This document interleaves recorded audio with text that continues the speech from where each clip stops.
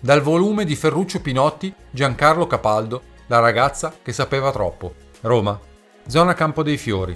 In un ristorante kosher si svolgerebbe una conversazione tra il bandito della Magliana, Enrico De Pedis, e il colonnello della polizia e capo di dipartimento presso il Ministero dell'Interno, Piero Giarratana. Nei mesi seguenti, il dottor Lorenzo Gallo, noto avvocato e imprenditore romano, specialista in public relation nell'ambito delle relazioni economiche e commerciali, specie nel settore dell'industria elettronica, tra l'Italia e i paesi cosiddetti socialisti, organizza alcuni ricevimenti a scopo di business. Gli invitati sono industriali, uomini della finanza, specialisti nel campo dell'elettronica, del petrolio, dell'industria alimentare, e ospite regolare a questi incontri è l'ambasciatore bulgaro Venelin Kozev, spesso accompagnato dall'interprete dell'ambasciata bulgara Asen Marchevsky, interprete anche al processo per l'attentato al Papa, che si scoprirà poi negli anni seguenti essere una spia. In questi ricevimenti Asen Marchevsky conosce Enrico De Pedis, che gli viene presentato come un businessman italiano, che dispone di capitale serio e sicuro per poter investire nell'elettronica del mercato bulgaro. Lo stesso Marchevsky conosce anche il colonnello di polizia Piero Giarratana, il quale gli confida che Renatino De Pedis è un bandito incallito del quartiere Trastevere. Abbiamo delle informazioni che lui comanda la banda della Magliana. Volevo avvertirti, fai molta attenzione con lui. Di soldi ne hai in abbondanza. Ora aspira verso il mondo dell'industria, verso la legalizzazione dei suoi soldi. Tenta di sganciarsi dalla criminalità. Vuole iniziare un business onesto, riciclare i suoi soldi sporchi. Ma c'è dell'altro. Per te che segui da vicino le vicende del Papa. La polizia ha dei dubbi che proprio la banda della Magliana abbia sequestrato la giovane Emanuela Orlandi. Ti racconto questo. Una volta, con un maggiore dell'ispettorato criminale, praticamente della squadra omicidi, siamo andati a incontrarci con Renatino nel suo quartiere preferito, la zona attorno alla piazza Campo dei Fiori. Ormai sapevamo che voleva sottrarsi alla vita da bandito e che iniziava un'attività quasi lecita. Apriva ristoranti e discoteche notturne, si occupava di edilizia, acquistava boutique alla moda. Abbiamo delle informazioni che i suoi contatti sono collocati altamente a livello di ministri e personaggi della Commissione antimafia, mentre nel Vaticano dispone di parecchi amici. Nel mondo dei malviventi si dice che doni il 10% di ogni suo affare redditizio, proprio come il brigante Fra Diavolo del secolo scorso. Le sue donazioni sono indirizzate verso 3 o 4 chiese romane. Intanto qualcuno dei suoi malviventi, arrestato ogni tanto, si mette a cantare. Così abbiamo dei dubbi che 2 o 3 sequestri di bambini, di miliardari romani, sono opera proprio della banda della Magliana, un gruppo criminale di estrema efficienza. I membri li riconosci dagli orologi d'oro Rolex e dalle pupille dilatate. Quasi tutti quelli della banda sono drogati. Parlando con De Pedis in quel ristorante giudaico, nei pressi del Campo dei Fiori, volevamo chiarire alcune cose attorno alla banda. Ma il bandito non si sbottonò. E il mio collega gli disse: Renatino, uno dei vostri ha cantato e ci ha detto che la Emanuela Orlandi è stata uccisa. I vostri hanno buttato il cadavere in 2 sacchi o nel mare di Ostia. Oppure diceva in una betoniera. Maggiore, rispose tranquillo Renatino, ci conosciamo da un secolo, dai tempi quando tu eri tenente. Come ti pare un cattolico come me sarebbe in grado di ammazzare una quindicenne? Oppure che avrei permesso il suo omicidio? Per la scomparsa di quella Emanuela Orlandi, voi dovete rovistare tra i porporei, tra i cardinali. Anche se c'entravamo, noi, nel rapimento, io non permetterei mai di ammazzare una gallina d'oro come questa ragazza. L'avrei nascosta, da qualche parte, o in Inghilterra o in Francia, oppure nei paesi arabi, dove, dopo un lavaggio del cervello, dopo una convinzione ben recitata o dopo un matrimonio felice all'estero. Così, dopo 15, dopo 20 anni, la tirerei fuori per chiedere un bel riscatto dal Vaticano. O farei un accordo col giudice. Eccovi la ragazza e mi scagionate da questo o quel delitto.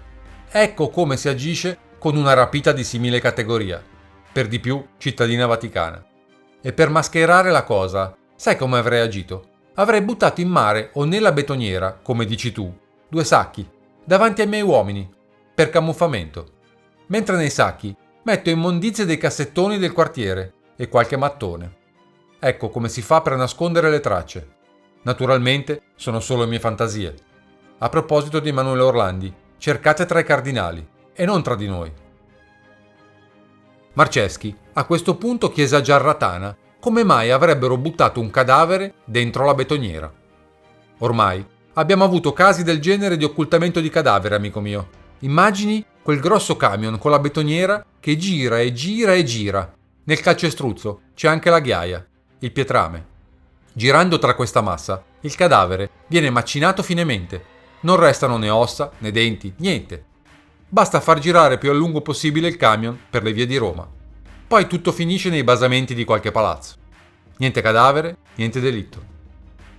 La conversazione verrà riferita al dottor Giancarlo Capaldo dal traduttore e membro dell'intelligence bulgara Marcheschi, il quale riporta questa circostanza anche in un suo libro autobiografico pubblicato in Bulgaria nel 2002, quindi in un periodo che precede le future dichiarazioni di Sabrina Minardi. Da sottolineare che non esiste alcuna documentazione che possa dimostrare che questa conversazione sia realmente intercorsa, e né che quanto sostenuto corrisponda al vero. Un alone di mistero avvolge questo fantomatico colonnello Piero Giarratana, rispetto al quale si trovano pochissime notizie. In quell'anno De Pedis sposa Carla di Giovanni nella Basilica di Sant'Apollinare. Il matrimonio viene celebrato da Monsignor Pietro Vergari, rettore della Basilica. 29 agosto 1989. Monsignor Vergari scrive all'allora Presidente del Consiglio onorevole Giulio Andreotti chiedendo un intervento in favore di Marco De Pedis, fratello di Enrico, presso il Commissariato di Pubblica Sicurezza Trastevere, poiché l'uomo è stato multato per aver assunto presso il ristorante Popi Popi, su segnalazione del Monsignore, 2 seminaristi stranieri, senza darne comunicazione alle autorità di polizia.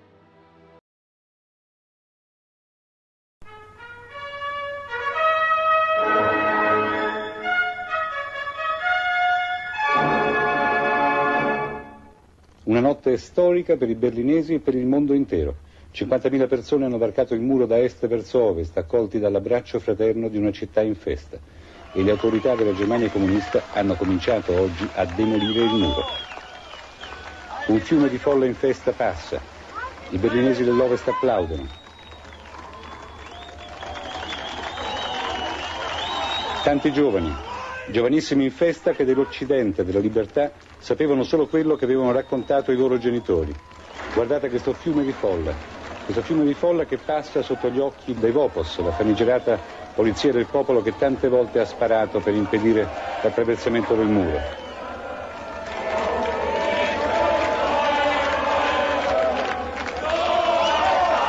C'è gioia, una gioia tranquilla.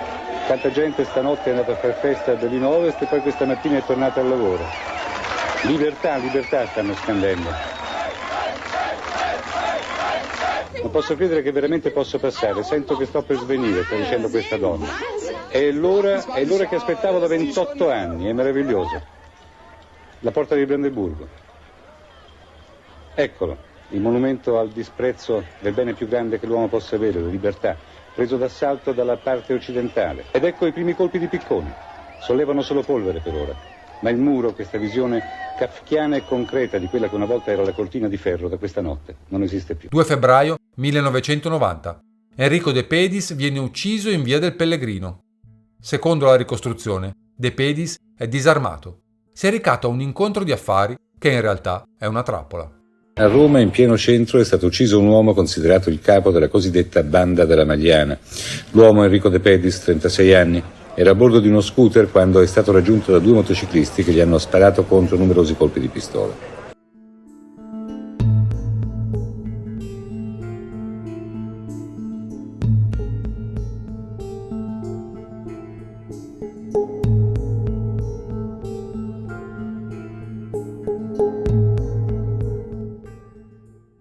«6 marzo 1990. Monsignor Pietro Vergari, l'allora rettore della Basilica di Sant'Apollinare, emette una richiesta al cardinal Poletti, allora vicario di Roma, per l'accoglimento nei sotterranei di Sant'Apollinare del De Pedis, secondo le richieste della moglie.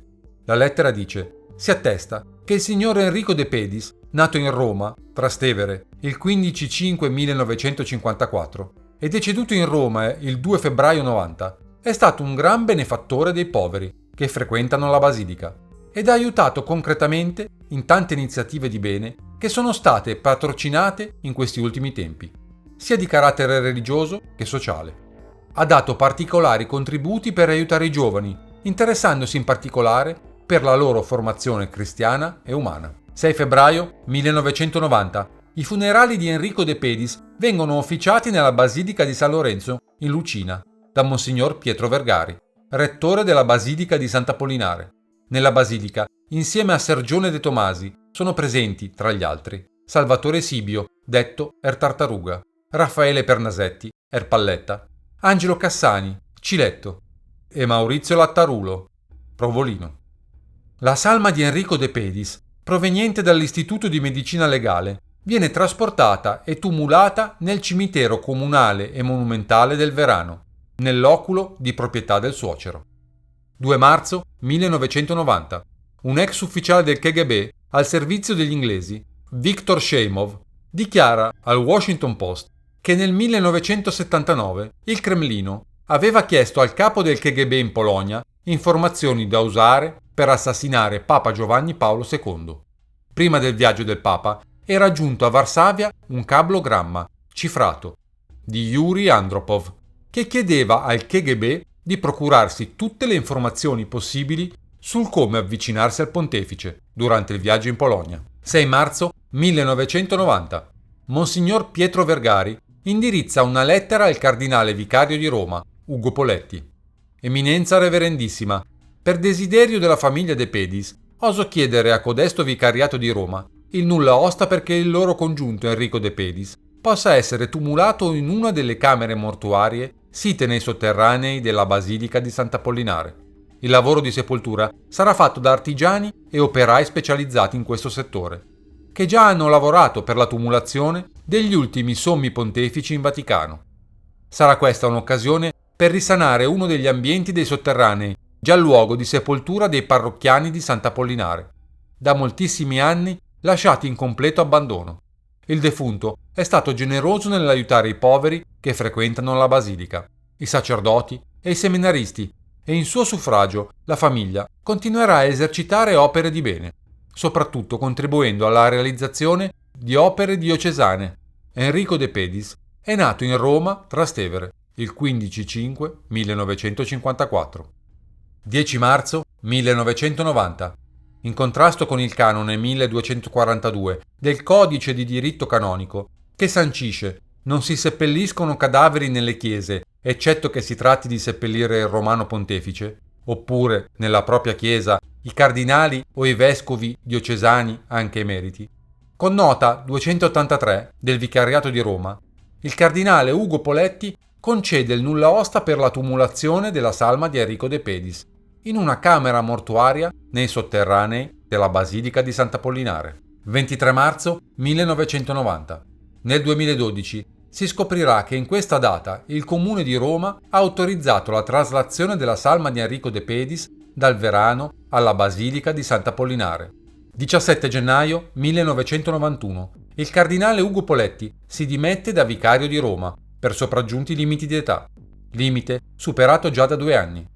In questa occasione, Giovanni Paolo II lo definisce un collaboratore validissimo e infaticabile e gli esprime la sua più viva riconoscenza per i servizi resi alla Chiesa. 1993. Nell'ambito dell'inchiesta sul caso Emanuele Orlandi, viene interrogato per la prima volta dal giudice istruttore Adele Rando l'agente del SISDE Giulio Gangi. L'ultima proprietaria ufficiale della BMW 745 targata RM Y50802, ritrovata parcheggiata all'interno del garage sottostante Villa Borghese, dichiara di aver acquistato l'autovettura dal signor F.E. di professione fabbro e titolare di un negozio di tendaggi nel quartiere romano di Torpignattara. 23 febbraio 1993.